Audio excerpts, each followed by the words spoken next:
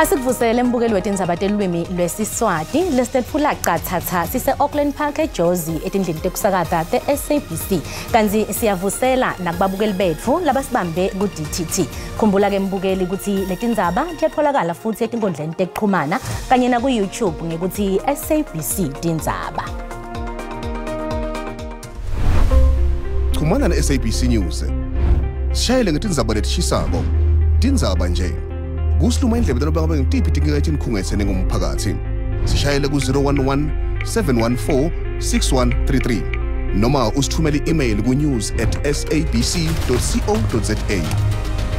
iSABC News live lakho itimele ayithathi hlangothi.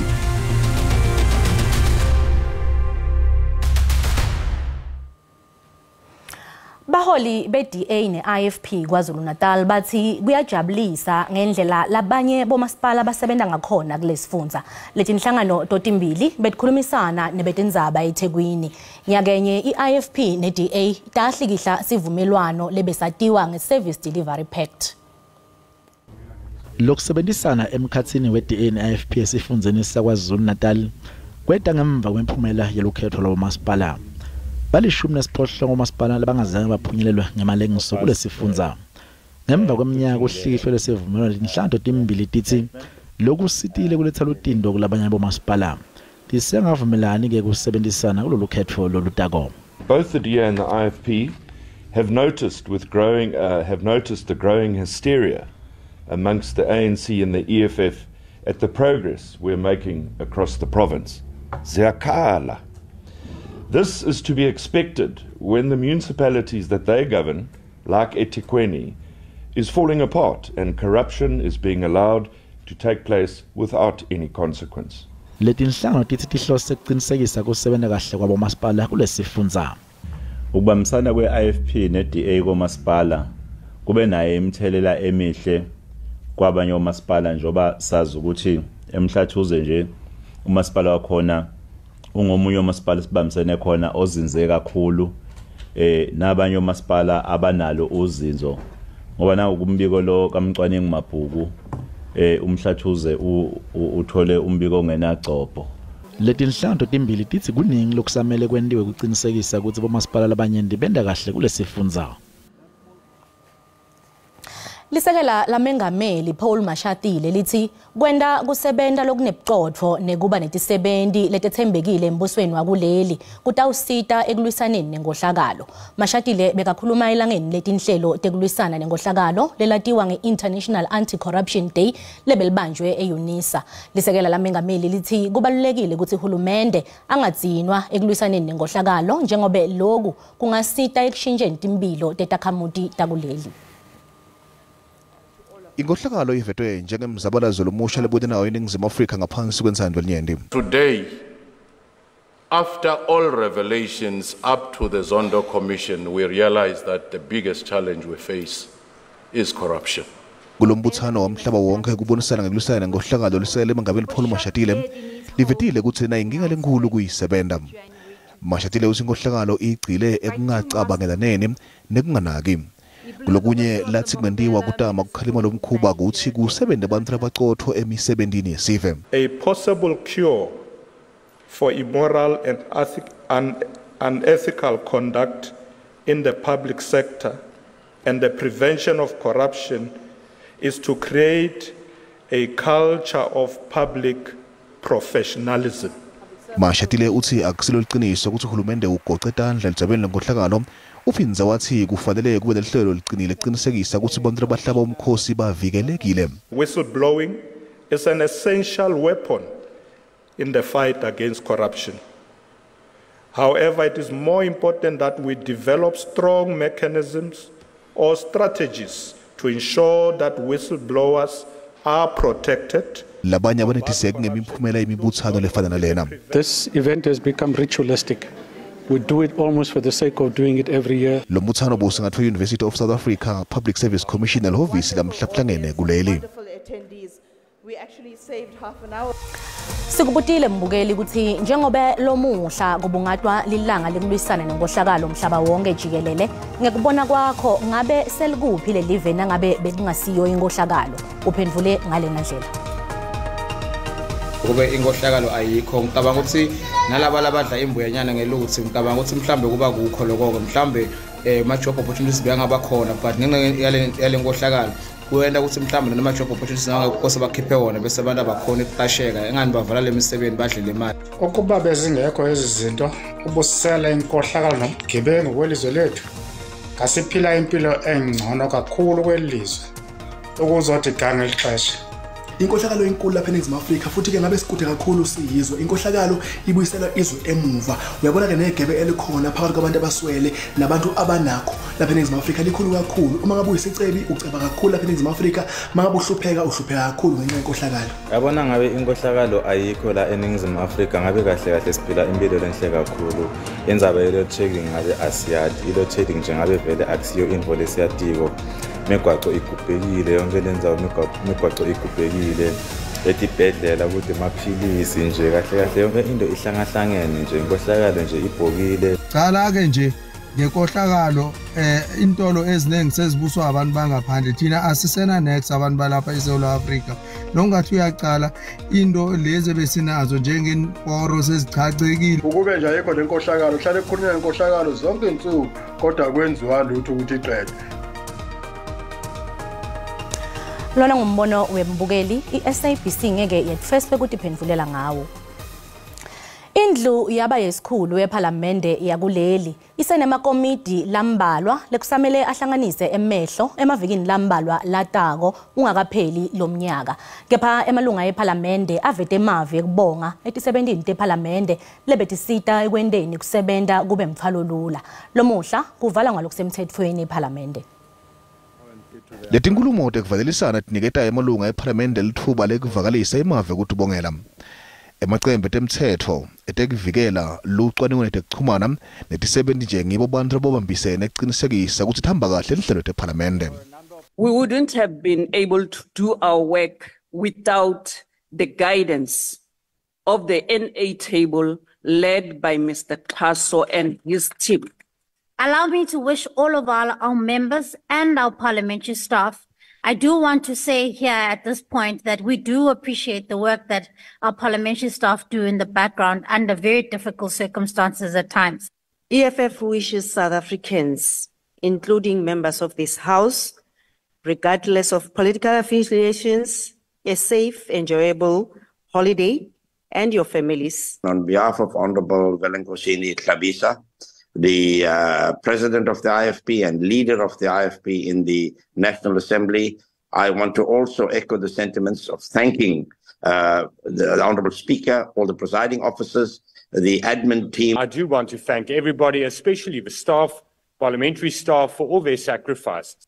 I also want to thank the President, the Speaker of Parliament, House chairpersons, leaders of parties, members of this House, and parliamentary staff for their support and prayers through my difficult time. Despite all of these stresses, we wish all South Africans a peaceful season. Let me also say this, that the support that we've got from the Honourable Speaker, the Deputy Speaker, who we haven't seen for a while, I'm not sure why, the chairpersons, presiding officers. Let me express many thanks to all those who welcomed me in this chamber, especially the parliamentary staff. The parliamentary staff did us proud at the BRICS Forum. And once again, we would like to wish them well. I would like to express my gratitude, firstly to the Chief Whip and to all party leaders, to the Whippery in particular, for their support. Emacembe tepolitiki endelbi tokubona bakuleli ukuthi baphephe kula maholide akhisimsim bakhunjutwa ukuthi bacaphele nasemigwaqweni bangashayeli banathile lamanye amacembe tepolitiki endelbi lokuthi akube nekuthula nekuphepha kucedwe nelidlame eMiddle East. Bashayeli bemaloli bebasitwa ukuthi bahlale bamehlomane baphindze baphephe emigwaqeni. Umphathiswa welitiko letekuphepha kwemphakathi netekuxhumana Vusi Shongwe usukumise luhlelo lekuqeqeshwa kwebashayeli bemaloli nekuphepha kwabo emalahleni. Lolu hlelo luhlose ukuhlomisa abashayeli ngemakhono ekuthuthukisa tekuphepha emigwaqeni. Lolu hlelo lweqinisekisa ukuthi bashayeli bemaloli bayaphepha emigwaqweni lutabasita ukuthi baqeqesheke baphephe baphindze bakwati lokufute bakwendela emigwaqweni labaqeqeshwako ke balwemukele lolu hlelo. I-truck driving course thina abantu besifazane basuke basithathela phansi bathi asikwazi ukudriver, but then mina ngokubona kwami yithi abantu esihlala sicaphela izinto eziningi esikhathini esiningi. Litiko letekuphepha nekuvikeleka kwetakhamuti likholelwa ekutheni lokuqeqeshwa kuyinto lekufanele yendiwe kulesifundza. Le program lena ibaluleke kakhulu kwezokuphepha emgwaqweni wase South Africa. Kodwa akusiko ukuphepha kuphela eSouth Africa, namazwe esakhelene nawo. Siyafisa ukuthi le program efanana nalena yokunikeza ulwazi ngaphezulu kwelicense kubo driver bethu bama truck nabo bangenelele ukuthi sisebenzisane ukuthi kuphephe emgwaqweni. Lo nyaka bangemashumi lamabili nakuhlanu bantu lababhalisele ekuqeqeshwa ngaphasi kwe-M2 Engineering Academy. Training lesibhizi ngayo yabantu labasha kakhulu sibatrainer ukuthi babe ma-truck driver because uma ungabuka le industry ayibacashi abantu labasha kakhulu ifocusa duke abantu labangathi bakhulakhulile ngale kwa-35, so lento le iba yi-disadvantage duke lusha. Ngemuva kwalolu hlelo labaqeqeshiwe batawufakwa etinkampanini temaloli kuye usebenzise amakhono abo.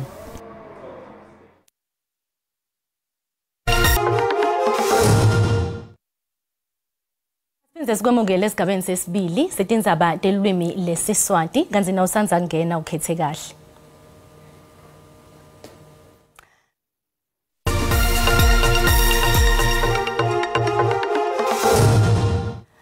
Nasivakashele timakethe tetimali sitfola ukuthi lirandi lenyukile nalicathaniswa netimali takulamanye emave.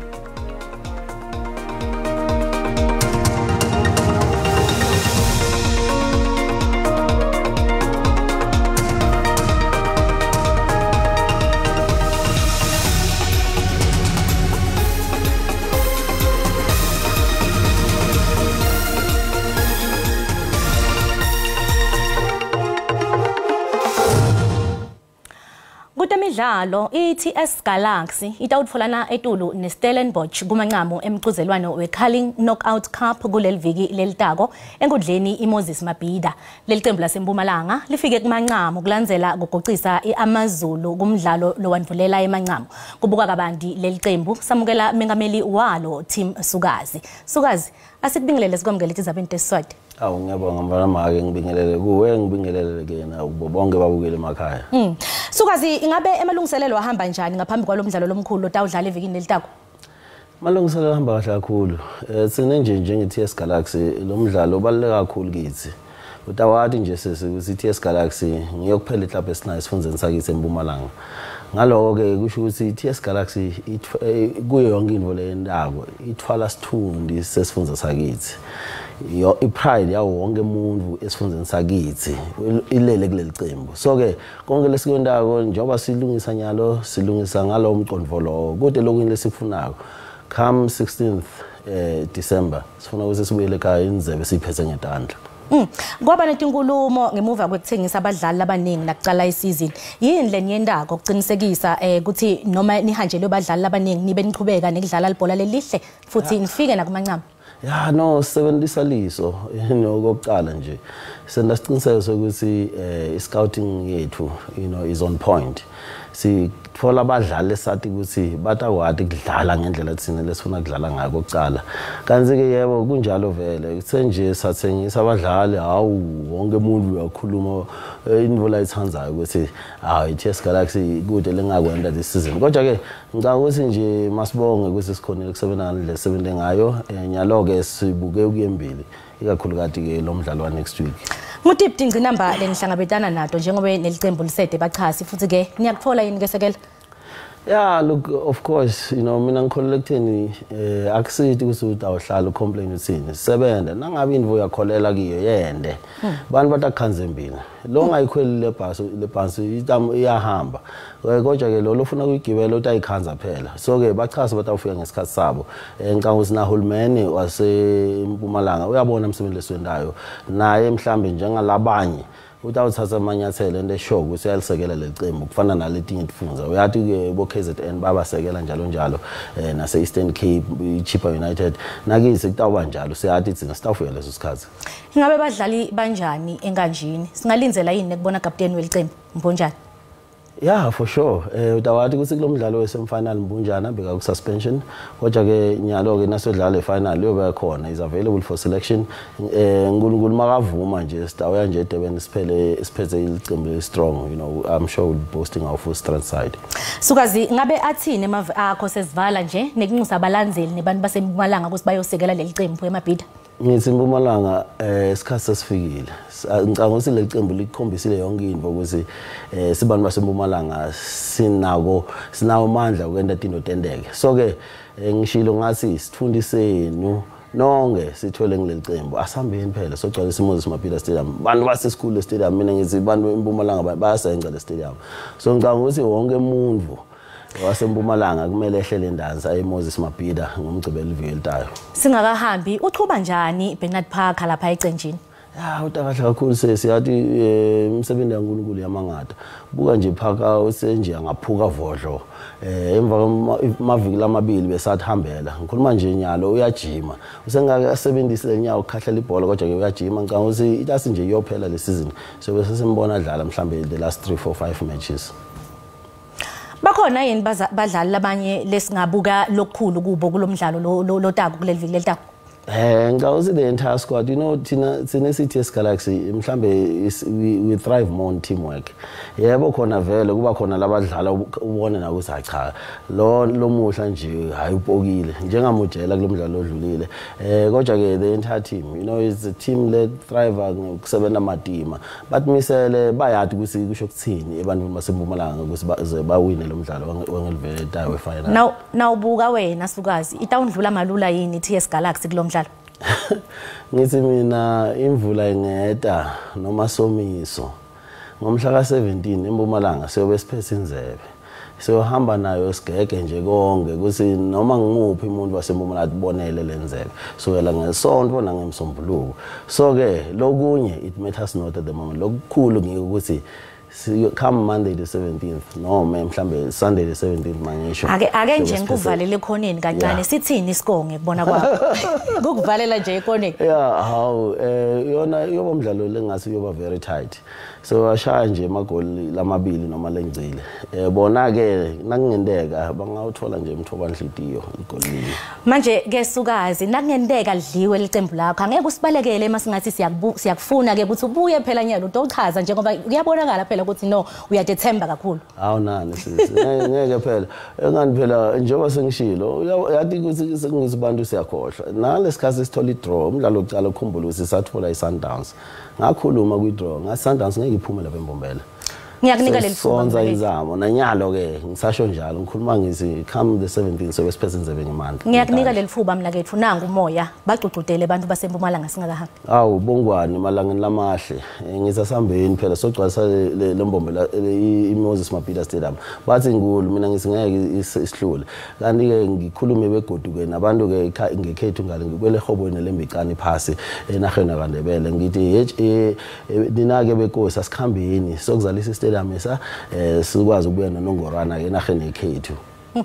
Sukazi sibonge kakhulu isikhathi sakho. Akubonga mina emakhe. Ngutim Sukazi mengameli welicembu leTX Galaxy kanti ke mbukeli asesibuke longadilindlela kulethiphume embideni lomuhla nzambama kuligwalagwala FM nakumbana insimbi yesithupha naDen Dlamini. Dlamini usiphatheleni namhlanje nzambama? Ngamane angibingelele kuwe ngibingelele nakuye umbukeli ekhaya ngisho nje ukuthi enzambama ehlelweni Tindzaba longakulinzela nginayo lesanza kuyithola nalapho kuthiwa induna yetinkampani tahulumende Pravin Kotane sebemetele ukuthi Den Marukane utawuba ngomphathi lomkhulu lomusha kaEskom ngentuluka lokho siyabuka nayo lethi tihanza tigameko tekuhlukubeta ngekwebulili letibikwa ngamadvodza nabomake kulesifundza seMpumalanga lethi naletinye ehlelweni liphuma embitheni kuligwalagwala FM ngibuyisele Tindzambo kuwe Maseko ibe yinhle impela sonto. Sibonge kakhulu kuDlamini phansi eMbombela kanti ke mbukeli tiguqa lapho ke dalomuhla asiphinze sihlangane ngalwesibili evikini lelitako ungakhohlwa ukubukela lethi sematheni ku DTT njalo ngabo lesithathu nisale kahle.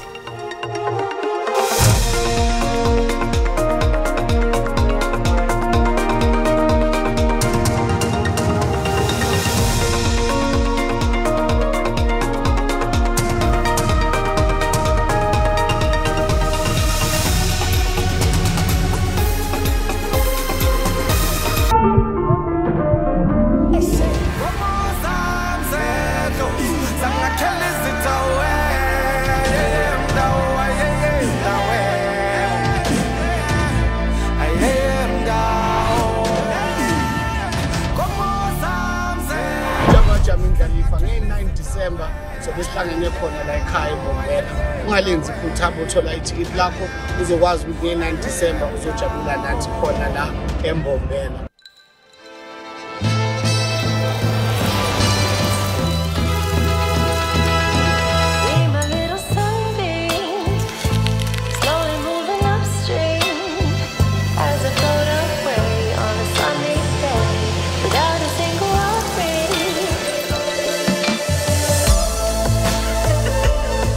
Fruit.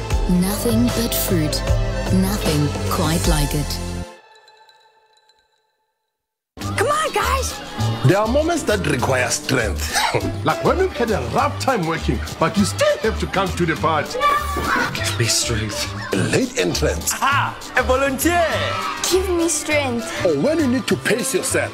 Give me strength. The Mobile You Love available in 500 grams and 2 kg packs. Win 1,000 Rand or 10,000 Rand when you purchase any mobile pack. Skip to the good stuff with this mega plan. Get 2 Honor 90 lights for 549 for 36 months. One on a Mega Gigs XS plan and the other on Mega Flex with 135 Rands worth of airtime every month. Plus, get 2 pairs of Honor earbuds absolutely free. We'll also throw in 3 months of Disney Plus Mobile on us. And if that wasn't enough, there's other giveaways included. Make it a summer to remember. Visit an MTN store now. What are we doing today? MTN. Unlock festive feasts with the family. Unlock the season's freshest look. Unlock endless live streams. Unlock savings at the pump. Unlock game days namakenge. Unlock summer on VodaPay and get your share of 500 million Rand in cash and rewards. Further together, Vodacom. And smile for the cam, it hits with a bang. Now you try, Cooley. I'll break it down, break it down, break it down. Yes, yes. I remember thinking that I'm tired of teSiswati. One life to live, this is what I gotta do. I'll break it down, break it down, break it down.